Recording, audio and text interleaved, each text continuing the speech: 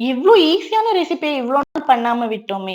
15 மினிட்ஸ்ல pepper chicken gravy ready பண்ணலாமா? இது சப்பாத்தி, தோசை, ரைஸ், இட்லி அப்படின்னு எல்லாத்துக்குமே வந்து ஒரு பெட்டர் காம்பினேஷனா இருக்கும். இத பண்றதும் ரொம்ப ஈஸி.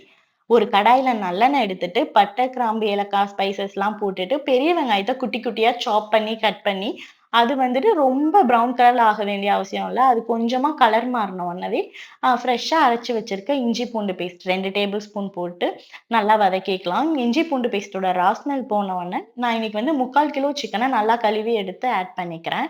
இது கூட தேவையான அளவு உப்பு, அப்புறம் ஒரே ஒரு தக்காளிய குட்டி குட்டியா கட் பண்ணி ஆட் பண்ணிக்கிறேன்.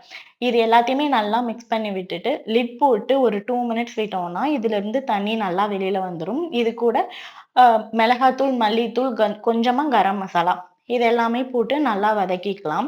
நல்லா வதக்குன அப்புறம் இதையும் ஒரு 2 மினிட்ஸ் வந்து மூடி போட்டு வேக வைக்கலாம். வேக வைக்கிறப்பவே வந்து இதுலருந்து நல்லா எண்ணெய்லாம் பிரிஞ்சு வந்தாலே ரா ஸ்மெல்லாம் போயிருக்கும். இதோட மெயின் ஐட்டமே பெப்பர் சிக்கனோட மெயின் ஐட்டமே பெப்பர், சோம்பு, ஜீரகம் இந்த ஸ்பைசஸ் தான். இதெல்லாம் நல்லா ட்ரையா பவுடர் பண்ணி, இத ஆட் பண்ணி ஒரு 2 மினிட்ஸ் வதக்கி விட்டுக்கலாம். இப்ப பார்த்தீங்கன்னாவே நல்லா எண்ணெய்லாம் வெளில வந்திருக்கும். இந்த டைம்ல வந்துட்டு ஃப்ரெஷ்ஷா கொத்தமல்லி இலைய வந்து சாப் பண்ணி ஆட் பண்ணிக்கலாம். இப்ப நம்ம பெப்பர் சிக்கன் ரெடி.